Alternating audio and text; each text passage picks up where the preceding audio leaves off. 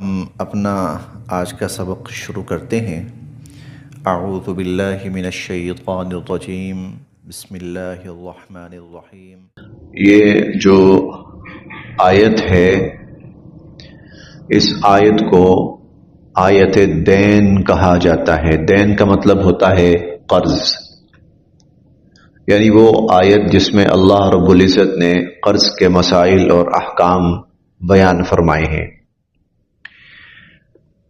الفاظ کے اعتبار سے، حجم اور سائز کے اعتبار سے یہ قرآن کریم کی سب سے بڑی آیت ہے۔ سورۃ البقرہ کی آیت نمبر 282، سائز اور حجم کے اعتبار سے۔ ہاں، پیچھے ہم نے آیت الکرسی کے بارے میں پڑھا تھا۔ عظمت کے اعتبار سے، فضیلت کے اعتبار سے، اجر و ثواب کے اعتبار سے آیت الکرسی سب سے بڑی آیت ہے پورے قرآن کریم کی، لیکن سائز کے اعتبار سے بڑی نہیں ہے، یعنی اس کا حجم و سائز بڑا نہیں بلکہ عظیم آیت ہے۔ عظیم نہیں بلکہ اعظم آیت ہے، وہ عظمت والی، فضیلت والی، اجر والی، لیکن اپنے الفاظ کے اعتبار سے اور سائز حجم کے اعتبار سے سب سے بڑی آیت دین ہے۔ اس میں اللہ رب العزت نے قرض لینے اور قرض واپس کرنے کے احکامات بیان فرمائے ہیں۔ اس سے ایک چیز یہ بھی سمجھ میں آتی ہے کہ اللہ رب العزت نے باہمی جو معاملات ہیں اور خاص طور پر مالی معاملات، ان کو کتنی اہمیت دی ہے اور ان کو کتنی تفصیل سے بیان فرمایا ہے، اور ان کے اندر بھی خاص طور پر جو قرض ہے اس کو اللہ رب العزت نے کتنی اہمیت دی ہے کہ کوئی شخص قرض لے تو کیسے لے، اور جب لے تو پھر واپس کرے۔ پہلے بھی بیان ہو چکا، آئندہ بھی بیان ہوتا رہے گا کہ قرض جو ہے یہ ہر حال میں قابل واپسی ہے۔ اگر کوئی شخص زندگی کے اندر قرض واپس کر گیا تو اس سے اچھی بات کوئی نہیں۔ خدا نخواستہ اگر وہ اپنی زندگی میں قرض واپس نہ کر سکا تو مرنے کے بعد سب سے پہلے اس کا قرض ادا کیا جائے۔ وراثت وغیرہ کے احکامات، معاملات بہت بعد میں آتے ہیں، سب سے پہلے قرض۔ اس چیز کو حضور علیہ الصلوۃ والسلام نے اتنی اہمیت دی کہ شروع میں حضور علیہ الصلوۃ والسلام جب نماز جنازہ پڑھاتے تھے تو پوچھا کرتے تھے یہ شخص مقروض تو نہیں تھا؟ اگر صحابہ کرام بتاتے ہاں مقروض تھا تو پھر آپ پوچھتے کہ کیا اس نے کوئی مال چھوڑا ہے کہ اس کا قرض ادا ہو جائے؟ تو اگر صحابہ کرام کہتے جی اللہ کے نبی مال چھوڑا ہے، قرض ادا ہو سکتا ہے، تو آپ نماز جنازہ پڑھا دیتے۔ اور اگر مقروض مرا ہے لیکن پیچھے کچھ بھی چھوڑ کے نہیں گیا تو پھر حضور علیہ الصلوۃ والسلام فرماتے تھے کہ اس کی جنازہ تم پڑھا دو، میں نہیں پڑھاؤں گا۔ نماز جنازہ پھر آپ نہیں پڑھاتے تھے۔ تو ایسا ہی ایک موقع تھا کہ آپ نے پوچھا ہاں بھائی اس نے کوئی قرض تو نہیں اس پر؟ تو صحابہ کرام نے کہا جی مقروض ہے۔ تو آپ نے پوچھا کچھ پیچھے مال چھوڑ کے گیا ہے کہ قرض ادا ہو جائے؟ تو صحابہ کرام نے کہا کہ اللہ کے نبی نہیں، چھوڑ کر تو نہیں گیا۔ تو آپ نے فرمایا کہ پھر اس کی نماز جنازہ تم پڑھاؤ، میں نہیں پڑھاؤں گا۔ تو حضرت سعد بن ابی وقاص رضی اللہ تعالی عنہ وہ تھوڑا سا آگے ہوئے، اللہ کے نبی ہمارا ساتھی رہا اور آپ پر ایمان لایا سب کچھ، تو اس کے قرض کی ذمہ داری میں لیتا ہوں، براہ مہربانی اس کو نماز جنازہ اور دعا سے آپ محروم نہ فرمائیں۔ تو پھر حضور علیہ الصلوۃ والسلام نے نماز جنازہ پڑھائی۔ جب نماز جنازہ پڑھائی تو اس کے بعد پھر آپ نے ایک اعلان فرمایا۔ آپ نے فرمایا کہ آئندہ اگر ہمارے ساتھیوں میں سے کوئی فوت ہوا اور وہ وراثت چھوڑ کر گیا تو وہ وراثت تو اس کے ورثاء، اس کے اہل ہیں اور اس کے مالک ہیں اور وہ ان کے لیے، لیکن اگر وہ کوئی اس طرح مقروض حالت میں دنیا سے گیا تو آپ نے فرمایا کہ پھر اس کا قرض بیت المال ادا کرے گا، وہ ہمارے ذمہ ہے، پھر ہم اس کا قرض ادا کریں گے۔ کیوں؟ تاکہ اس کی آخرت بچ جائے اور وہ اللہ کے عذاب سے بچ جائے۔ کیونکہ مقروض کے بارے میں آتا ہے قرض لیا کسی شخص نے، واپس نہ کیا، اور عین ممکن ہے کہ اس کی نیت بھی نہ ہو واپس کرنے کی، حضور علیہ الصلوۃ والسلام فرماتے ہیں ایسا شخص شہادت کی موت مرے، ایک دفعہ نہیں 3 دفعہ اس کو شہادت کی موت نصیب ہو، لیکن مقروض مرا ہے اور اس پر قرض باقی ہے، تو جب تک قرض ادا نہیں ہوتا وہ جنت میں نہیں جا سکتا۔ شہادت اتنا بڑا رتبہ ہے کہ اس نے اس کو جہنم سے بچا لیا، شہادت نے اس کو جہنم سے بچا لیا، جہنم میں نہیں جائے گا۔ شہادت اتنا بڑا رتبہ ہے، لیکن قرض اتنی بڑی رکاوٹ ہے کہ اس کے ہوتے ہوئے جنت میں بھی نہیں جا سکتا۔ پھر اس کو مقام اعراف میں رکھا جائے گا جب تک کہ اس کی قرض کی ادائیگی کی کوئی نہ کوئی شکل طے نہیں ہو جاتی اور اس کا قرض ادا نہیں ہو جاتا یا معاف نہیں ہو جاتا، یا جو بھی معاملہ جب تک نہیں ہوتا اس وقت تک پھر وہ جنت میں نہیں جائے گا۔ جب وہ معاملہ حل ہو جائے گا پھر اس کے بعد وہ جنت میں چلا جائے گا۔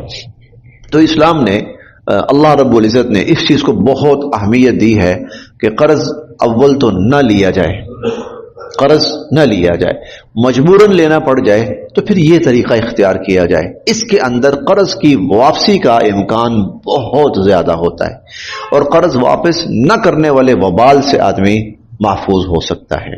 دیکھیے جی، جب جنازہ پڑھایا جاتا ہے تو اس پہ اعلان کیا جاتا ہے قرض کا، اس کی کتنی کی اہمیت ہے؟ مطلب پڑھانے والے کی کتنی ذمہ داری ہے اس میں دیکھیں اس طرح ہے کہ حضور علیہ الصلوۃ والسلام نے یہ نہیں فرمایا کہ پڑھنی نہیں، یہ نہیں فرمایا کہ اس کی نماز جنازہ پڑھنی ہی نہیں۔ سن لیجیے، 1 منٹ سن لیجیے نا، اعلان کرنا۔ ہاں سن لیجیے نا، کہ پہلی بات تو اس میں یہ ہے کہ حضور علیہ الصلوۃ والسلام نے نماز جنازہ سے انکار نہیں فرمایا، فرمایا بھی پڑھاؤ، نماز جنازہ پڑھاؤ، لیکن میں نہیں پڑھاؤں گا۔ پتہ کیا ہے، نبی کا معاملہ ایک بالکل مختلف معاملہ ہوتا ہے۔ اب اس کو تھوڑا سا سمجھیے گا، جب نبی کے سامنے ایسی حالت آ جائے نا کہ جب نبی کو یہ پتا ہو کہ اللہ اس کی مغفرت نہیں فرمائیں گے تو نبی پیچھے ہٹ جاتے ہیں۔ یہ سمجھیے گا، نبی کو جب یہ پتا ہونا کہ اس شخص کی مغفرت اللہ نہیں فرمائیں گے تو نبی پیچھے ہٹ جاتے ہیں کہ بھائی اللہ نے مغفرت نہیں کرنی مطلب اللہ کو پسند نہیں ہے، اللہ کا پسندیدہ نہیں ہے تو میرا پسندیدہ بھی نہیں ہے۔ اب دیکھو نا، جب اللہ رب العزت نے یہ فرما دیا اور حضور نے یہ فرمایا کہ اس کی مغفرت نہیں ہوگی جب تک قرض ادا نہ ہو، تو قرض ادا نہ ہو سکنے والے کی اللہ مغفرت نہیں فرمائیں گے، تو جب اللہ مغفرت نہیں فرمائیں گے تو حضور علیہ الصلوۃ والسلام نے دعا کے لیے ہاتھ نہیں اٹھایا۔ یہ ایک اللہ اور اللہ کے نبی کے درمیان ایک ایسا تعلق ہوتا ہے جو ہر آدمی کا نہیں ہے، باقی لوگوں کا نہیں ہے۔ آپ نے فرمایا پڑھو بھی پڑھاؤ بھی، تم پڑھو بھی پڑھاؤ بھی۔ عام لوگوں کے لیے حکم یہ ہے کہ اگر وہ ایسا کوئی اعلان وقتاً فوقتاً کرتے رہا کریں تاکہ لوگ متوجہ رہیں، لوگ اس کے عادی نہ بنیں۔ اگر ہر نماز جنازہ میں اعلان نہ بھی ہو تو کوئی قباحت نہیں ہے، کیونکہ بقیہ لوگوں کا معاملہ اور ہے، وہ نبی کا ایک معاملہ اور ہوتا تھا۔ نبی اللہ کے مزاج کو جانتے ہیں، اللہ کی منشا پہ چل رہے ہوتے ہیں، اور بقیہ جو لوگ ہوتے ہیں وہ شرعی احکامات پہ چلتے ہیں، وہ شرعی احکام، ان کے سامنے ایک شرعی راستہ ہوتا ہے، وہ اس پہ چلتے ہیں۔ اور انبیاء جو ہوتے ہیں، حضور علیہ الصلوۃ والسلام کا معاملہ یہ تھا کہ وہ منشا خداوندی سامنے ہوتی تھی، جب سامنے منشا خداوندی ہے آپ اس کو سامنے رکھ کر چل رہے ہوتے تھے، وہاں معاملہ اور ہوتا تھا۔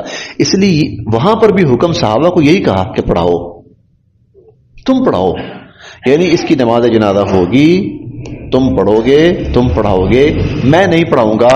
اس لیے نہیں پڑھاؤں گا تاکہ لوگوں کے لیے کم از کم یہ بات موجود رہے کہ ایسا شخص جو ہے وہ کتنی بڑی محرومی کے ساتھ دنیا سے جا رہا ہے، لہذا لوگ اس کی طرف سے بے فکر نہ ہو جائیں، لوگ اس کی طرف سے بے فکر نہ ہو جائیں۔ اس لیے عوام کے اندر وقتاً فوقتاً اس قسم کا اعلان تو ہو جانا چاہیے، لیکن نماز جنازہ بہرحال اس کی پڑھائی جائے گی۔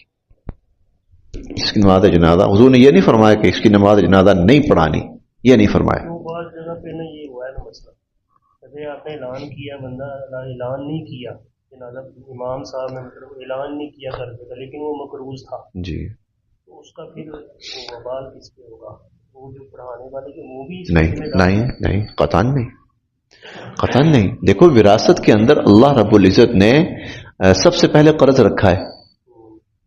سب سے پہلے قرض یہ تو ورثاء کے ذمے ہے کہ آخر انہوں نے اس کی وراثت بھی تو حاصل کرنی ہے نا, لینا بھی تو ہے نا.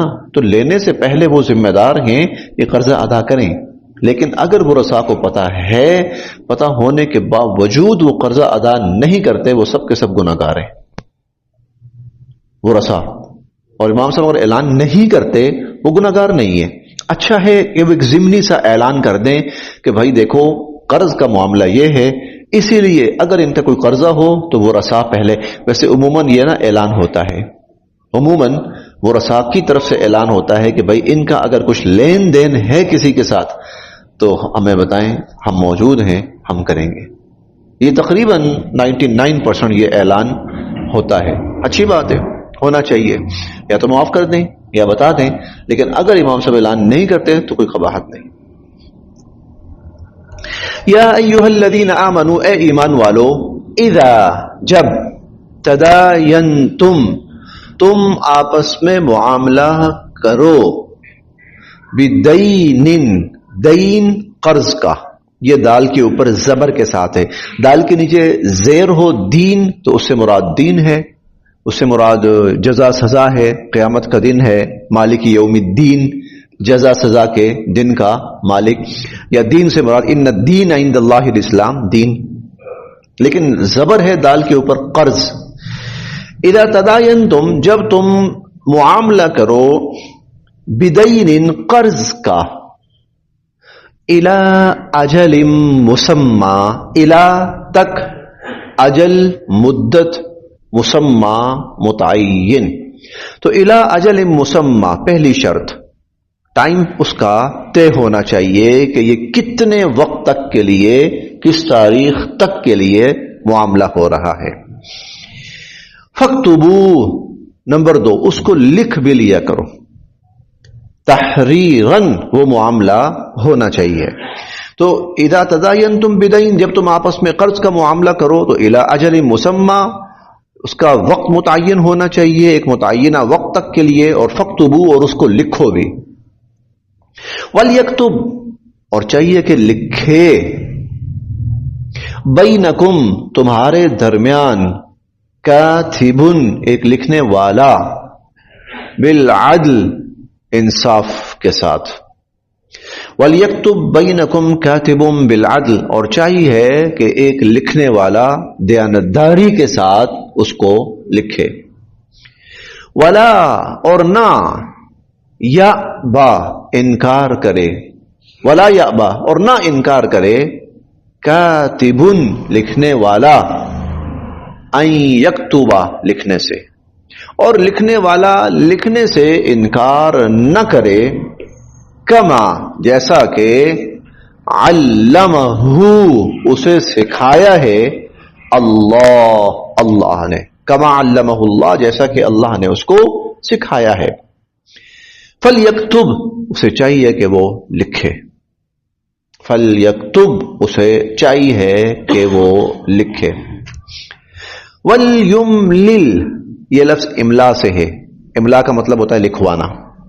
ولیملل, اور لکھوائے, الذی, وہ شخص, علیہ, جس پر, الحق, حق ہے, یعنی قرض, جس پر حق ہے, یعنی جس پر قرض ہے, جو قرض لے رہا ہے, وہ لکھوائے, تاکہ اسے احساس ہو کہ میں خود لکھوا رہا ہوں اور میں نے واپس کرنا ہے. وَلْيُمْلِلِ الَّذِي, اور لکھوائے, الَّذِي, وہ شخص, علیہ الحق, جس پر قرض ہے. وَلْيَتَّقِي, اور چاہیے کہ وہ ڈرے, اللہ سے, ربہ, جو اس کا رب ہے. وَلْيَتَّقِ اللَّهَ رَبَّهُ, اور اسے چاہیے کہ وہ اللہ سے ڈرے جو اس کا رب ہے. اسے چاہیے کہ وہ اپنے رب اللہ سے ڈرے. وَلَا يَبْخَسْ, اور نہ کمی کرے, منہ, اس میں سے, شیئا, کسی بھی چیز کی. ولا یبخس منہ شیئا, اور اس میں سے کسی بھی چیز کی کمی نہ کرے. یہ جو دو جملے ہیں یہ دونوں کے لیے ہیں, جو لکھ رہا ہے وہ بھی اللہ سے ڈرے، گڑبڑ نہ کرے، اور جو لکھوا رہا ہے یعنی جو قرض لے رہا ہے، جو لکھوا رہا ہے، وہ بھی اللہ سے ڈرے اور اس کے اندر کوئی گڑبڑ نہ کرے۔ فَإِن پس اگر کانا ہو الذی وہ شخص علیہ جس پر الحق حق ہے یعنی قرض ہے، فَإِن كَانَ الَّذِي عَلَيْهِ الْحَقُّ پس اگر وہ شخص جس پر قرض ہے سفیہن وہ نادان ہے،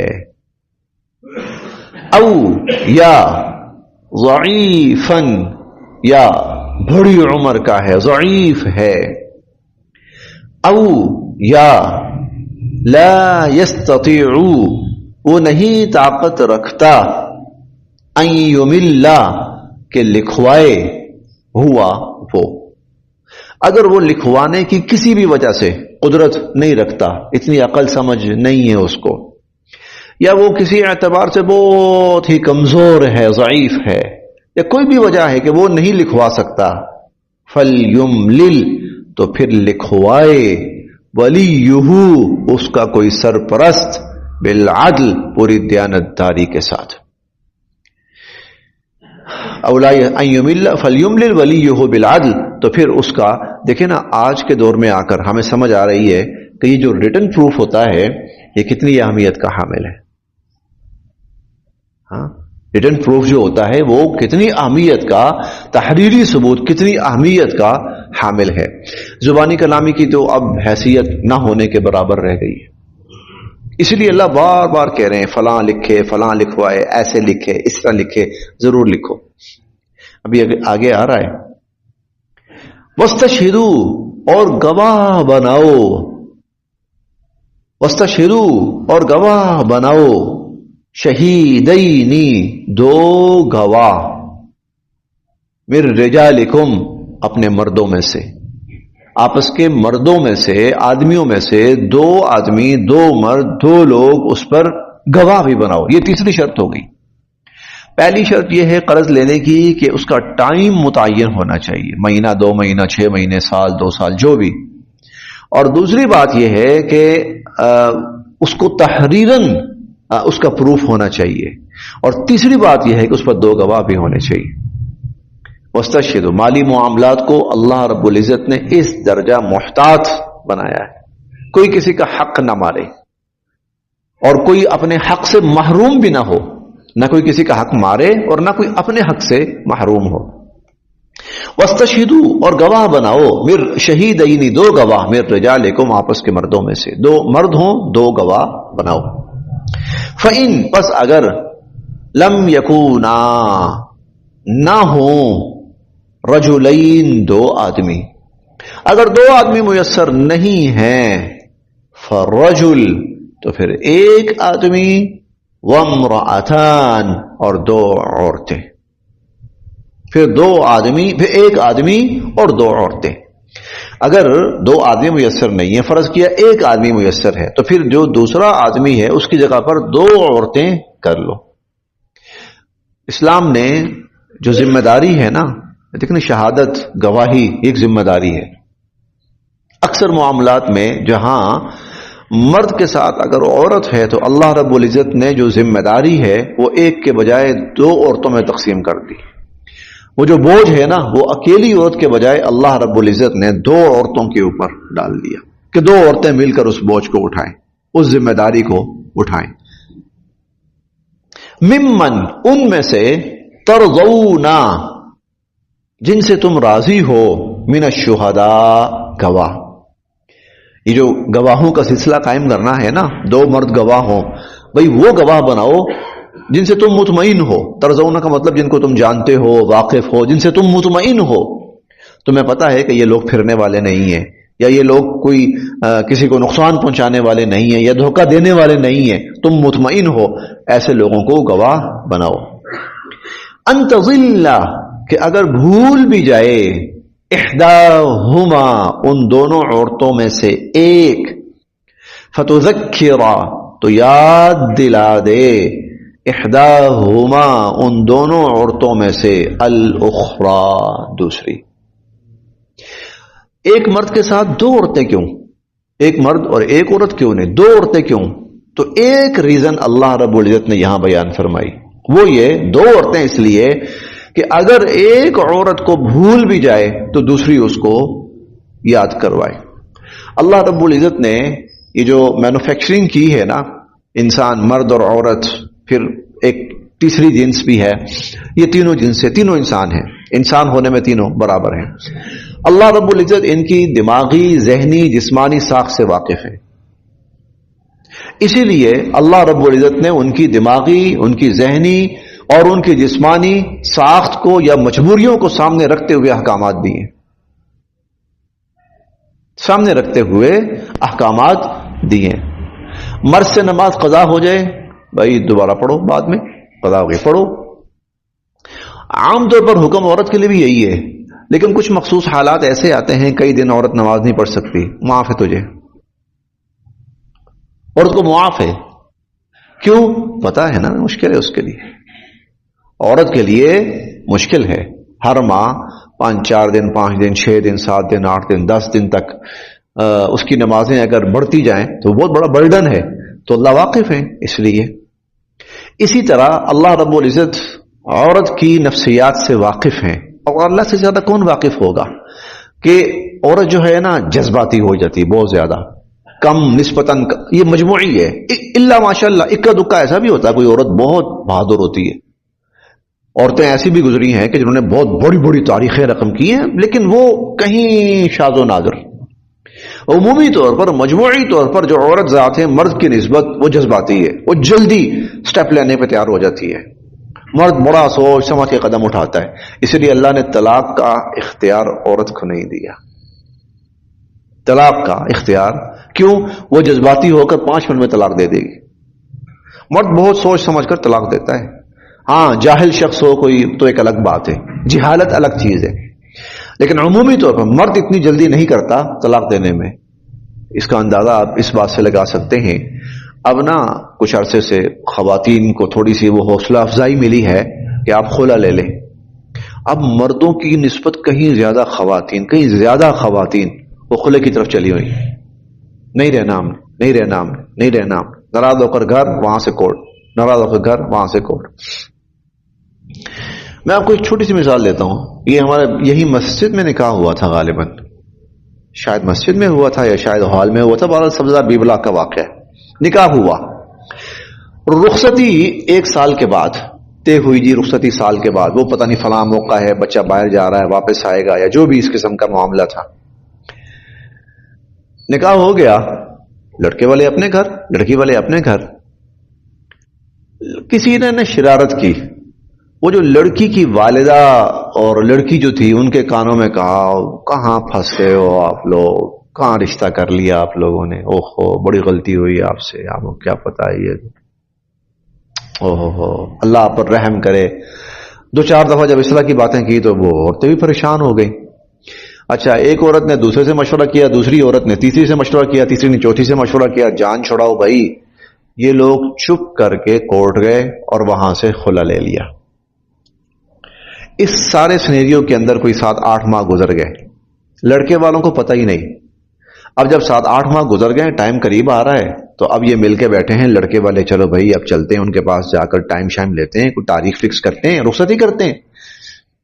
وہاں گئے تو انہوں نے کہا جی ہمارا تو رشتہ ختم ہو گیا ہے۔ میں نے کہا رشتہ ختم ہو گیا؟ کیا مطلب رشتہ ختم ہو گیا ہے؟ وہ کہنے لگے جی ہم نے کورٹ سے ڈگری لے لی ہے۔ کورٹ سے ڈگری لے لی؟ وہ کیوں؟ اور کیسے لے لی ہے؟ ہمیں تو پتہ ہی نہیں ہے۔ وہ نہیں جی وہ اصل میں ایسا ہوا تھا، وہ ہوا تھا۔ اب جب یہ معاملہ سنجیدہ ہوا نا، تو لڑکے والے جو تھے انہوں نے تھوڑی سی تحقیق شروع کی۔ جب تحقیق شروع کی تو پتا چلا جی ان کو کسی نے یہ پٹی پڑھائی ہے۔ جب یہ پتا چلا یہ پٹی پڑھائی ہے تو انہوں نے کہا آؤ سامنے آؤ، بیٹھو ہم آپ کے سامنے، کرو بات، کھل کے بات کرو، سامنے آؤ۔ جب ساری بات کھلی تو پتا چلا جی کہ وہ عورتوں نے بس کھر کھرا کے نا گھر اجاڑ دیا، اپنی طرف سے گھر اجاڑا انہوں نے۔ لیکن چونکہ وہ جتنا بھی طریقہ تھا نا وہ غیر شرعی تھا، تو کھلا ہوا ہی نہیں تھا، وہ نکاح جو کا توں بحال تھا۔ لیکن ان لوگوں کا اطمینان نہیں ہوا، وہ کہتے ہیں نہیں شاید کہیں رشتہ ٹوٹ گیا ہو۔ تو مجھے کہنے لگے آپ کا صاحب 1 دفعہ تجدید نکاح کروا دے۔ میں کہا آپ کی تسلی کے لیے کروا دیتا ہوں، ویسے نکاح باقی ہے، نکاح آپ کا باقی ہے، کیونکہ دیکھیں نا، اب اللہ رب العزت نے یہاں کتنی بڑی اللہ کی حکمت دیکھی ہے کہ بھائی اگر عورت خلا لیتی ہے تو مرد کے علم میں ہونا چاہیے، مرد کے علم میں ہونا چاہیے، اور مرد کو بے شک مجبور کر دیا جائے، یا جو کورٹ ہے یا پولیس ہے وہ اس پر دباؤ ڈالے، جو مرضی کرے، اسے کہ بھائی دے اس کو، اور وہ دے، تو یہ رشتہ ٹوٹے گا۔ اگر ایسا نہ ہو تو اللہ نہ کرے لیکن شاید 80% رشتے تباہ ہو جائیں، 80% رشتے ایسا ہی ان کو پتہ ہی نہیں ہے، وہ تاریخ لینے جا رہے ہیں کہ بھئی اب رخصتی کرنے کا ٹائم قریب ہے، انہوں نے کون سا حال کرنا ہے، ہم کون سا حال کریں، تاریخ کون سی رکھیں، دن کون سے رکھیں، آگے گئے جی پتہ چلا جی رشتہ ختم، کس چیز کا رشتہ ختم۔ تو اسی لیے اللہ رب العزت چونکہ عورت کی نفسیات سے، اس کے مزاج سے واقف ہیں، اسی لیے اللہ رب العزت نے ڈائریکٹ طلاق کا حق اس کے ہاتھ میں نہیں رکھا، مرد کے ہاتھ میں رکھا ہے، لیکن بہرحال اس کے لیے بھی راستہ رکھا۔ یہ نہیں ہے کہ اس کو بالکل اس کے ہاتھ پاؤں باندھ کے پھینک دیا، نہیں، اس کے لیے بھی راستہ رکھا۔ اور راستہ کیا رکھا کہ بھئی وہ عدالت میں جا کر ثابت کر دے کہ ریزن کیا ہے، کیوں میں نہیں رہنا چاہتی اس کے ساتھ، اور عدالت اگر یہ دیکھتی ہے کہ ریزن ٹھیک ہے تو عدالت اس کو حق دیتی ہے، ٹھیک ہے آپ اپنا کیس لے کے چلو آگے، اب اپنا کیس، آپ کو حق ہے کہ آپ خلا کا مطالبہ کر سکتی ہیں، کرو، ٹھیک ہے۔ اور یہ حضور علیہ الصلوۃ والسلام کے زمانے میں بھی ہوا ہے، یہ حضور علیہ الصلوۃ والسلام کے زمانے میں بھی ہوا ہے۔ حضرت، میں نے پیچھے بیان کیا تھا، حضرت رفاعہ کا واقعہ تھا، اس میں ان کی اہلیہ حضرت بریرہ کہنے لگی کہ اللہ کے نبی میں نے نہیں اس کے ساتھ رکھنا، میں رشتہ نہیں رکھنا چاہتی، میں ختم کرنا چاہتی ہوں۔ آپ نے سارے معاملات دیکھ کر آپ نے ان کو اجازت دے دی۔ پھر تو اب اس لیے اللہ رب العزت نے جو گواہی کا معاملہ ہے وہ ایک کے بجائے دو عورتوں کے اوپر ڈال دیا۔ کیوں؟ ذمہ داری ہے، ایک عورت الگ اکیلے اٹھائے نہیں بھائی، مشکل ہو جائے گا، دو مل کے اٹھائیں، بوجھ ہے نا، بجائے ایک کے اوپر ڈالنے کے ڈیوائڈ کر دیا، ایزی ہو گیا۔ اب دیکھیے نا، مرد جو ہے نا، عمومی دیکھیں معاشرے میں مرد ہر جگہ جاتا ہے، تھانوں میں جاتا ہے، عدالتوں میں جاتا ہے، بازاروں میں جاتا ہے، جھگڑوں میں جاتا ہے، پنچایتوں میں جاتا ہے، عورت اکیلے نہیں جا سکتی۔ عورت جب جانا چاہے گی نا کہیں پر بھی، کوشش کرے گی میں ساتھ کسی اور عورت کو لوں، اے بہن ذرا میرے ساتھ چلنا، میں اکیلے نہیں جا سکتی۔ اللہ جانتے ہیں عورت کے اندر یہ چیز ہے، عورت کے اندر نا یہ ہے، اللہ جانتے ہیں، وہ سیکیورٹی چاہتی ہے، اللہ نے اس کو سیکیور کر دیا۔ ایسا کوئی بھی معاملہ ہو، چلو دونوں عورتیں کٹھی جائیں، اکیلا عورت۔ اب دیکھ لیں، آپ کو یہ چیز بڑے واضح معاشرے میں محسوس ہوتی ہے کہ جس طرح مرد ہر وقت باہر آتا جاتا ہر جگہ، عورت اتنا ایزیلی نہیں آ جا سکتی۔ نہیں، ہر جگہ، اور جگہوں پر بھی، جہاں پر بھی گواہی آئے گی نا، جہاں پر بھی گواہی آئے گی تو وہاں پر اگر دو مرد نہیں ہیں، ایک مرد ہے، تو پھر دوسرے مرد جو ہے اس کی جگہ دو عورتیں ہوں گی، مخصوص نہیں ہے۔ ان تضل احداہما، کہ اگر ان دونوں میں سے ایک بھول جائے، فتذکر احداہما الاخری، تو ان میں سے جو دوسری ہے وہ اس کو یاد کروا دے۔ بس آج یہاں تک، بقیہ انشاءاللہ پھر کل پڑھ لیں گے۔